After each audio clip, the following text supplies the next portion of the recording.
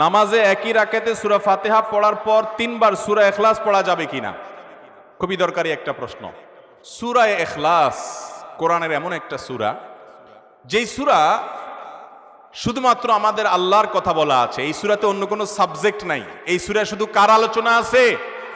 এরকম আরেকটা সূরা কোরআনে নাই যে সূরার শুরু থেকে শেষ পর্যন্ত শুধু আল্লাহর গুণগান আছে, আল্লাহর বৈশিষ্ট্যের কথা আছে, আল্লাহর একত্ববাদের কথা আছে, অন্য কোনো সাবজেক্টই নেই। এটা সাবজেক্টই শুধু আল্লাহ তাআলা। এই জন্য এক সাহাবী এই সূরাকে খুব ভালোবাসতেন। তিনি মানুষের ইমামতি করতে গিয়ে সূরা ফাতিহার পরে অন্য যা পড়েন না পড়েন সাথে সূরা ইখলাস অবশ্যই পড়তেন। দুইজন সাহাবীর জীবনে এরকম ঘটনা পাওয়া যায়। একজন সম্ভবত মসজিদে কুবার বা এরকম কোনো মসজিদের ইমাম ছিলেন, আরেকজন জিহাদের ময়দানে এই কাজ করতেন।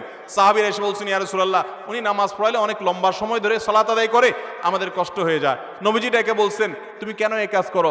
বললেন, ইয়া রাসূলুল্লাহ, সূরা ইখলাস এখানে আমাদের রবের কথা বলা হয়েছে, আমার রবের পরিচয়ের উল্লেখ দেওয়া হয়েছে। এটার নামই সূরা ইখলাস, তাওহীদকে খালেজ করার সূরা, শিরক মুক্তির সূরা, আমার রবের গুণের সূরা। এখানে অন্য কারোর ইস্যু নাই, শুধু আমার আল্লাহর কথা বলা আছে। এই জন্য সূরার মর্মটা, এর অর্থটা আমাকে খুব স্পর্শ করে, আমার খুব ভালো লাগে। এই জন্য সূরা ফাতিহার পরে অন্য যা পড়ি না পড়ি, অতিরিক্ত সূরা হিসাবে, সূরা মিলানোর অংশ হিসাবে সূরা ফাতিহাটা আমি অবশ্যই পড়ি।